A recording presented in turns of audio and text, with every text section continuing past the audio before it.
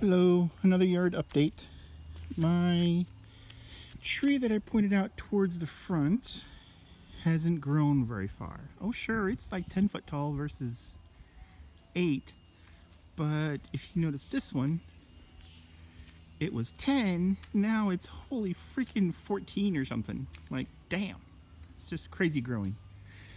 So, I had to trim some limbs off of the tree.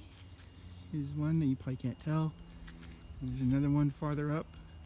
You may not be able to tell. So that I could get it more sunlight. I think it's got enough water, just doesn't have enough sunlight. Okay. Speaking of water, I've adjusted most of my watering times and such to make them last longer, with more water coming out of the hose and such. So now my blackberries, I think this is fall time, is what makes those yellow. But most of my blackberries are all green, happy, and almost would want to grow, except it's the wrong time of year. There was a patch of dirt that I couldn't get to grow. An armadillo comes up and goes, "Hey, that looks interesting, let me dig in there." So he digs in my area and makes it sad. Eventually I put down wire mesh so that I keep him out while the grass grows. When the grass gets tall enough to mow, I'll pull the mesh out and hopefully he'll leave me alone. I wanted to water this and I couldn't figure out how, so eventually I ran a little hose all the way down around the corner. I tried with the sprinkler, but it didn't work.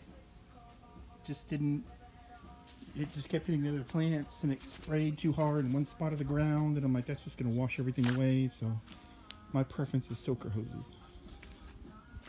I was doing this twice a day, 3-4 minutes enough, but that was annoying. Carrying the hose all the way over there, using it, bringing it back, carrying it all the way over there, bringing it back, remembering to do it, just all kinds of,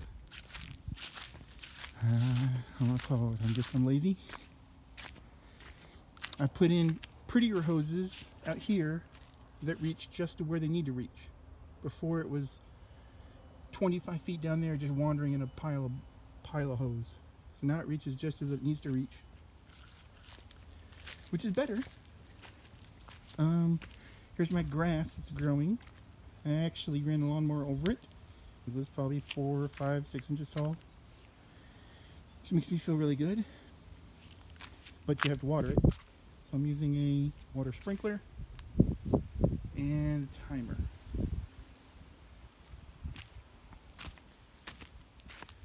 This is for the armadillo, which I don't know if I'm going to catch. This has grown like gangbusters.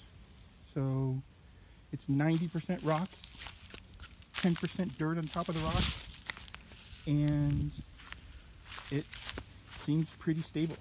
It's not going anywhere because the roots have to go all the way down into the ground, so I gave them a lot of time to grow before I started screwing with them.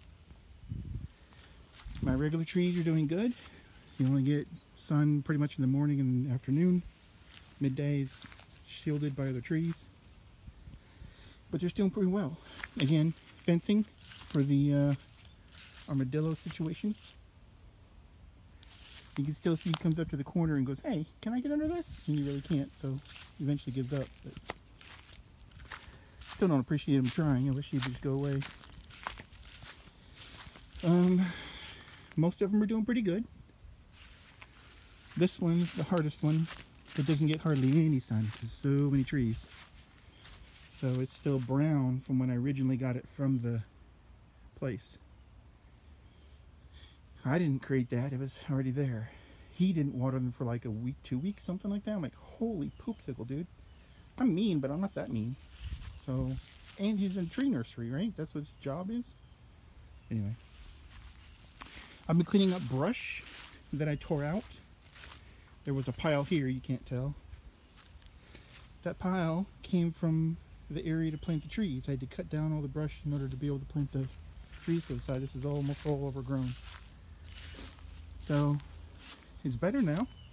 Less of a snake trap and scary monster place, but I had to get rid of the brush.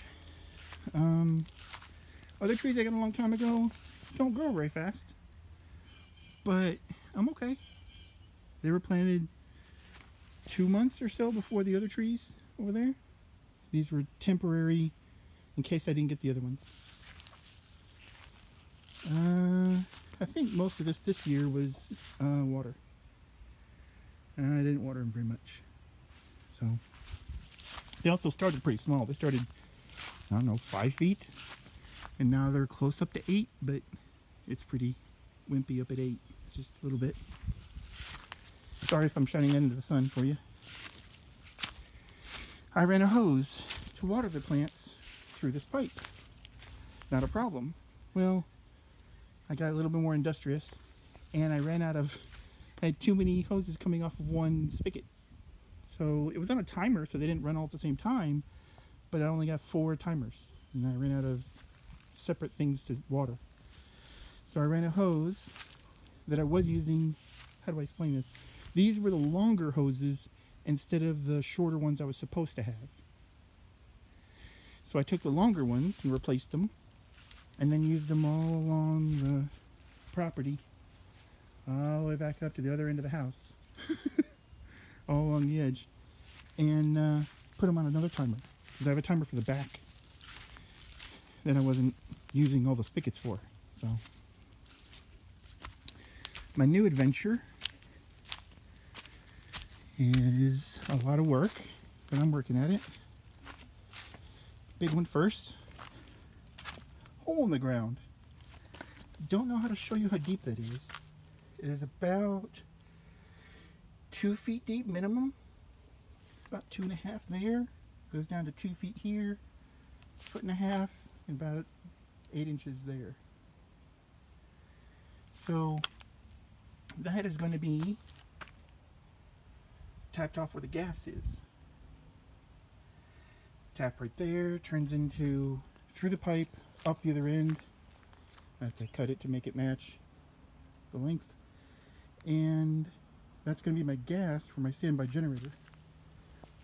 This is the position of the standby generator. I don't know if I can do this. So it's 30 inches wide, 30 inches deep, 30 inches tall. So it's a lot smaller than I imagined, but it should fit. And should be close enough to where the gas is. And this other trench, which is only like, oh gosh, 6 inches deep, is going to be for electricity. The difference is electricity actually has to end up deep at this end, and then once you go back under the trailer, back under where the actual service comes in, has to be pretty much about 4, 5, 6 inches above ground. So it'll be at an angle. It won't be buried as deep as the gas line. And again, can't tell, it's about 2 feet deep. It's not going to be buried that much because it has to slope at an angle. If I put a 90 in there to make it buried, that doesn't help any, because it just makes more angle, more bends to get the wire through, which is, you have to have 2 of them. So now I'm like, I just made a 180-degree bend because I was trying too hard. The other part is, I am never going to dig under the trailer to actually bury that into the trailer. So if I'm not going to bury it into the trailer, all I need to bury it out here is enough to keep it out of the ground, or keep it out of people's feet. So probably 10 inches, something like that, not very much. Maybe 10 inches there, and of course, because this slopes downhill, it'd still be about 10 inches down here, because it's sloping downhill. I built a stand for my heat pump. I didn't know how to keep it out of getting leaves. There was about 3 inches of leaves collected in the middle of the grate. If I can do this without falling. Leaves were collecting in the bottom. You're not going to be able to see them because I took them out, but I'm like, this is stupid. Not only is it getting water, maybe snow, eventually ice, and everything on there, but I'm just letting it wear out just because I can. It's kind of like having not a carport. I can park my car in the sun. There's no reason not to. So to extend the life of it and keep leaves from being in the bottom of it, I built a tiny little no, not tiny, built a stand, put a metal roof on it, which is, oh gosh, at least 3 or 4 feet above where the thing is, so all the heat can still get out. But it's strong enough and independent enough that I can move it in case I need to. The trick is, I don't think I'll need to, because that is, I can back up for enough. The heat pump should 100% fit through the sides. Any side you want to look at is crazy big enough to let the object out. So if I ever need to replace it, that won't be hard at all. So this is all the hoses. They're on separate ones, so I can't run, you know, just a really big hose down there at once because they're on separate timers. I put some extra things over here for storage, which I kind of adore. This is probably supposed to be a patio storage thing, but I don't care, and I'll put whatever I want in it. So this is just smaller items. Mostly hose, 90% hose stuff, and my gloves and a sweatband and such in case when I'm outside. Keeps water out of my eyes and my glasses. And then this is for planting. Potting soil, bags for trash can that I put on my, not yard clippings, what would you call it? Tree stuff that I cut down. Goes in a bag and goes in my garbage. So, some year in the future, not day, some year in the future, I would like to have a miniature carport in this area to cover the trailer, keep it out of the sun, and keep mostly the trailer out of the sun, because not only does it get sun beaten from the wood, but also the water and tree leaves, junk, and everything else gets on it. I want it to be pretty, but there's no reason. Again, I want this to last years, not just a couple years. I want it to last 10, 15, 20 years. Oh, I also ran power out to this. A little power strip there. Can't see it very well. Because I wanted a speaker, I wanted to have a light, and I wanted to be able to plug in things like a leaf blower or a drill or this, that, the other, whatever I want out here. Makes it nicer to have power there than not. Oh, one more thing, if I can get there fast enough. I changed the support for my, what I'm called solar conduit. It's 2-inch metal conduit, and it was sitting on cement blocks, which makes me feel a little more trashy, which, I don't know, I guess I already am. But actually getting the same type of support I used for my gas, I did that a long time ago, a year and a half ago. I said, hey, I could do that for my conduit in here. Why not do that? And I just kept putting it off. I'm like, yeah, but I'll just have to try again later, and eventually got around to it. So now it's supported by something a little bit prettier and still simple enough. So my hope is, with me working holidays, which is triple time for me, I should be able to save up, replace the cement blocks with a generator, get gas put in, and then get electricity put in. Enough to have a standby generator, enough to run the whole house. It's going to be oversized a tiny bit, but natural gas has less power than propane. So even though it's like 17 kilowatts, it's only going to run 15 kilowatts worth of power because it's not as powerful under natural gas. Plus, I want room enough to charge my car and run the heat pump and the run things. Obviously, I can't run everything at the same time, but I at least want to run 2 or 3 without freaking out. Otherwise, why you have something it can barely get by?